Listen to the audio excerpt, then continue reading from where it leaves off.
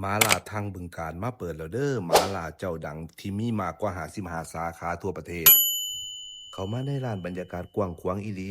ที่สำคัญแอร์เย็นสบายนั่งกินได้ยาวๆบ่ต้องย้านร้อนหม้องนี้คือเซลล์ตักอาหารเด้อครับ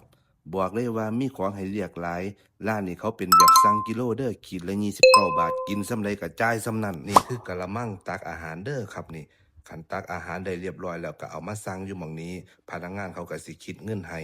ผู้ใดอยากได้น้ำจิ้มนะครับนี่น้ำจิ้มเขาก็บ่ได้มีให้เด้เขาให้ซื้อเอาถ้วยละ10 บาทน้ำจิ้มมี2 แบบเด้อครับสั่งเสร็จแล้วก็ไปจ่ายเงินแล้วก็สิได้บัตรคิวนี่ท่าให้มันดังแล้วก็จังมาเอามาล่าอันนี้ก็เป็นเมนูเครื่องดื่มเด้อในตู้ผู้ใดอยากกินหยังก็มาหยิบเอาหยิบแล้วก็ไปจ่ายเงินวิธีปรุงเขาก็บอกชัดเจนตามสูตรบ่ต้องย้านผิดเพราะว่าที่ควรใส่เลยคือน้ำมันพริกเผาต้องใส่กับน้ำมันกระเทียมเจียวให้ใส่ลงไปนำเพิ่มความอร่อยเข้ามาจังซี่แหละมื้อนี้เฮาก็สั่งมา4น้ำซุป อันนี้ก็เป็นน้ำซุปม้าล่าดั้งเดิม